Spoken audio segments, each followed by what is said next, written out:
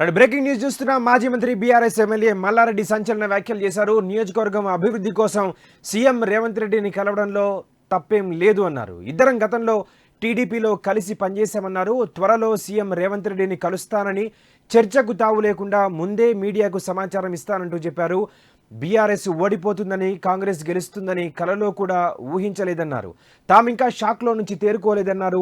మల్కాజ్గిరి ఎంపీగా తననే పోటీ చేయమన్నారని, అయితే తన కుమారుడు భద్రారెడ్డికి ఎంపీ టికెట్ అడుగుతున్నట్లు మల్లారెడ్డి చెప్పారు. దీనిపై పూర్తి సమాచారాన్ని మా ప్రతినిధి ప్రశాంత్ లైవ్ ద్వారా అందిస్తారు. ప్రశాంత్, సంచలనాలకి కేంద్ర బిందువైన మల్లారెడ్డి మరొకసారి హాట్ కామెంట్ చేశారు. రీసెంట్గా బీఆర్ఎస్ ఎమ్మెల్యేలు రేవంత్ రెడ్డిని కలిసిన విషయం మర్చిపోకముందే మరొక బాంబు పేల్చారు. అసలు ఏంటి రీజన్, ఏంటి, ఏం చెప్తున్నాయి ప్రగతి భవన్ వర్గాలు?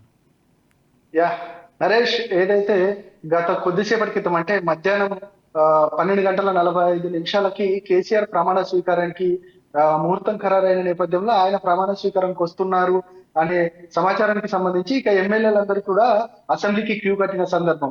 ఇక అసెంబ్లీకి వస్తున్న నేపథ్యంలో ఇక మల్లారెడ్డి కూడా కేసీఆర్ యొక్క ప్రమాణ స్వీకారానికి వచ్చారు. ఆ ప్రమాణ స్వీకారానికి సంబంధించి ఆయనకు మీడియా వారు కనబడితే చాలు ఇక వాళ్ళతో చిట్ చాట్ చేసే సందర్భం మనం చాలా సార్లు చూసాం. అందులో భాగంగానే ఇక ఆయన వచ్చి మొట్టమొదటిగా మీడియాతో చిట్ చాట్ చేశారు. కానీ మీడియాతో చిట్ చాట్ చేయడంతో అక్కడ కొన్ని ఆసక్తికరమైన విషయాలు, అదేవిధంగా కొన్ని ఇంట్రెస్టింగ్ విషయాలు, పూర్తిగా సంచలన విషయాలు కూడా మన మల్లారెడ్డి చెప్తున్న సందర్భం కనబడ్డది. ఇక ఏదైతే ఇక 2 రోజులలో అంటే రేపు కావచ్చు, ఎల్లుండి కావచ్చు, ఇక ఖచ్చితంగా రేవంత్ రెడ్డిని కలవబోతున్నాను. గతంలో కలిసిన వారి గురించి ఏంటంటే వారి సమస్యలు చెప్పుకున్నారు. నేను కూడా అట్లనే పూర్తిగా మా నియోజకవర్గ సమస్యలు చెప్పుకోవడానికి వెళ్తున్నాను. దానిలో తప్పేముంది? ఇక గతంలో కూడా ఏదైతే మనకు రేవంత్ రెడ్డికి అనేక సవాళ్లు విసిరారు. దానికి సంబంధించి మీరు కొంత గ్యాప్ ఇచ్చారా, కొంత వెనక్కి తగ్గుతున్నారా అనేది కూడా మీడియా ప్రతినిధులు చేసిన క్వశ్చన్ కి సంబంధించి ఇక మీరు కొంచెం రేవంత్ రెడ్డికి సవాలు, ప్రతి సవాలు కామన్ అది. ఇక పూర్తిగా మేము అన్నదమ్ములు లాంటి వాళ్ళమే తప్ప ఇక ఈ మిగతా పార్టీలలో ఉన్నప్పటికీ కూడా ఇక మేము అన్నదమ్ములు లాగానే ఉంటాము. మేము గతంలో టీడీపీ పార్టీలో కలిసి పనిచేశామంటూ కూడా ఒక ఆసక్తికరమైన వ్యాఖ్యలు చేశారు. ఇక పార్టీకి సంబంధించి ఇక మేము ఇప్పటికీ పార్టీ ఓడిపోతుందని మేము కలలో కూడా ఊహించలేదు, మేము షాక్ లోనే ఉన్నాము. దాంతో పాటు ఇక కాంగ్రెస్ వస్తుందనేది కూడా అసలు నేను ఊహించని పరిస్థితులు, కాంగ్రెస్ వాళ్ళు కూడా ఊహించలేదు కావచ్చు అనేది ఇక మల్లారెడ్డి చెప్తున్న సందర్భం. ఇక నేను ఏదైతే రేవంత్ రెడ్డిని కలుస్తున్న సందర్భంలో కీసర జాతరకు సంబంధించి ఇక బీఆర్ఎస్ కి సంబంధించి గత ప్రభుత్వంలో ₹1 కోటి కీసర జాతరకు నిధులు విడుదల చేసిందని, ఇక ఇప్పుడు ఇక ₹2 కోట్ల కాంగ్రెస్ ప్రభుత్వాన్ని నేను డిమాండ్ చేయబోతున్నాను, ఖచ్చితంగా ఇస్తే బాగుంటుంది. ఆ ప్రతిపాదన పెట్టడానికే నేను రేవంత్ రెడ్డి దగ్గరికి వెళ్తున్నానంటూ కూడా కొన్ని విషయాలు చెప్పిన సందర్భం కనబడ్డది నరేష్. ఇక దాంతో పాటు అనేక అంశాలు చర్చకు వచ్చిన సందర్భం కనబడ్డది నరేష్. ఇక మొత్తానికైతే ఇక మనం గతంలో మీరు గోవా ట్రిప్ కి వెళ్ళినప్పుడు ఏ విధంగా జరిగింది గోవా ట్రిప్ అనేది చెప్తుంటే, ఇక గోవా ట్రిప్ కి సంబంధించి ఇక కౌన్సిలర్లు, అదేవిధంగా మిగతా వారందరికి సంబంధించి కార్పొరేటర్లు కూడా ఇక అవిశ్వాసం పెడతా ఉన్నారు. అవిశ్వాసానికి వీడిపోయేందుకు, అవిశ్వాసాలకు తావు లేకుండా వాళ్ళందరినీ తీసుకెళ్లి వాళ్ళకు ఇక్కడున్న పరిస్థితులన్నీ మార్చడానికి మాత్రమే నేను గోవాకు తీసుకెళ్తున్నాను. ఇక గోవాలో కూడా నేను రియల్ ఎస్టేట్ కి సంబంధించి ఒక కంపెనీని ఓపెన్ చేయబోతున్నారు, అదేవిధంగా ఒక హోటల్ ని కూడా అక్కడ ఓపెన్ చేయబోతున్నాను.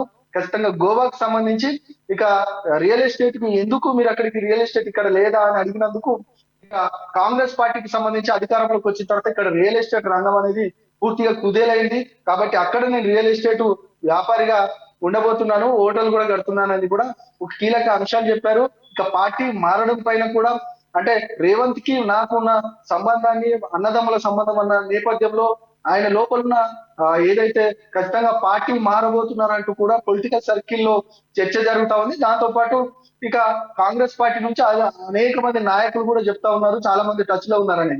ఈయన వ్యాఖ్యలను చూస్తా ఉంటే, ఈయన చెప్తున్న విధానాన్ని చూస్తే మాత్రం గతంలో మనకు రేవంత్ రెడ్డికి ప్రతి సవాళ్ళు విసిరిన సందర్భం, తొడలు కొట్టిన సందర్భం, దానన్నిటినీ పక్కన పెట్టేసి ఇక ఖచ్చితంగా రేవంత్ రెడ్డి పరిపాలన ఇంకా 5 సంవత్సరాలు కొనసాగాలి, ఖచ్చితంగా దాంతో పాటు ఇక మాకున్న సంబంధానికి సంబంధించి మేము ఎలాంటి ఆ ఆ, అంటే ఆ, ఏది అన్నదమ్ముల బంధమే తప్ప మిగతా ఏది లేదనేది కొన్ని ఆ మాటలలో కొంత ఆంతర్యం మాత్రం కొంత డిఫరెంట్ గా కనబడ్డట్టు చెప్పొచ్చు నరేష్.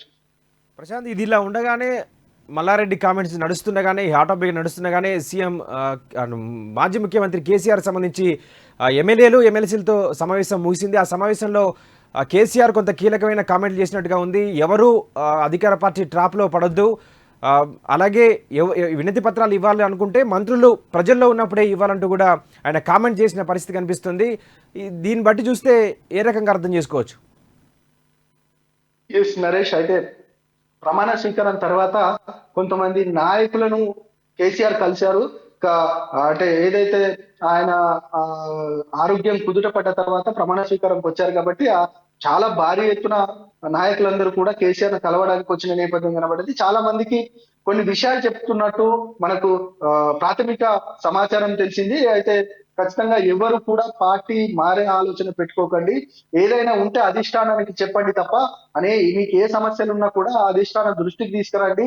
మీరు నేరుగా వెళ్ళి రేవంత్ రెడ్డిని కలవడం కాదు, ఇక పార్టీ అధిష్టానం దృష్టికి తీసుకొస్తే అక్కడ ఏమున్న విషయాలైనా కూడా ఇక మీరు చెప్పి వెళ్లాల్సి ఉందిగా కొంత కేసీఆర్ చెప్తున్నట్టు తెలుస్తా ఉంది. దానికి సంబంధించి ఇక ఆ తర్వాత తదనంతరం ఇక ఏదైతే పూర్తిగా మనకి ఇంతకుముందు చెప్పుకున్నట్టు మల్లారెడ్డికి సంబంధించి ఒక కీలకమైన విషయాన్ని చెప్పాడు. అది ఇంతకుముందు మనం చెప్పడంలో కొంత అదైంది.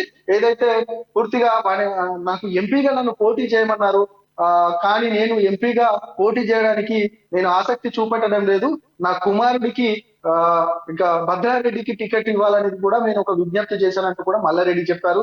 ఆ తర్వాత రేవంత్ ఏదైతే కేసీఆర్ రావడం, కేసీఆర్ వచ్చిన తర్వాత ప్రమాణ స్వీకారం, ఆ తర్వాత ప్రమాణ స్వీకారం తర్వాత కేసీఆర్ కి చాలా మంది నాయకులు ఇక వచ్చి వారి వారి ఏదైతే ఆయన ఆరోగ్యం గురించి తెలుసుకొని వారందరికీ శుభాకాంక్షలు తెలపడం కూడా జరిగింది.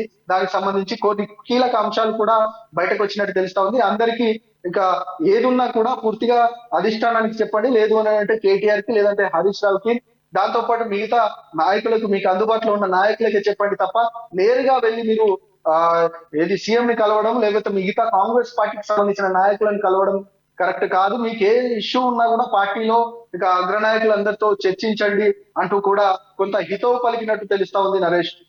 Right, thanks for the inputs Prashant. మొత్తానికైతే మాజీ మంత్రి బీఆర్ఎస్ ఎమ్మెల్యే మల్లారెడ్డి సంచలన వ్యాఖ్యలు చేశారు. ఆయన వ్యాఖ్యలకి కొనసాగింపుగానే కేసీఆర్ ఇప్పుడు కొద్దిసేపటి క్రితమే నిర్వహించిన ఎమ్మెల్యేలు ఎమ్మెల్సీలకు సంబంధించి సమావేశంలో ఆయన కూడా కీలక వ్యాఖ్యలు చేసినట్టుగా మనకు కనిపిస్తోంది. ఇటీవలే రేవంత్ రెడ్డిని పలువురు బీఆర్ఎస్ ఎమ్మెల్యేలు కలిసిన నేపథ్యంలో ఈ వ్యాఖ్యలు అయితే పెద్ద ఎత్తున ప్రాధాన్యత సంతరించుకున్నారు. మరి మల్లారెడ్డి కేసీఆర్ చెప్పినట్టుగా మంత్రులు ప్రజల్లో ఉన్నప్పుడైనా వినతిపత్రం ఇస్తారా, లేదంటే సందేశాన్ని ఇస్తున్నారా కాంగ్రెస్ పార్టీకి, నేను వస్తానంటూ కూడా కొంత పొలిటికల్ సర్కిల్లో చర్చ నడుస్తుంది. ఏదేమైనప్పటికీ మల్లారెడ్డి వ్యాఖ్యలు అయితే కొంత సంచలనంగా మారిన పరిస్థితి అయితే కనిపిస్తుంది.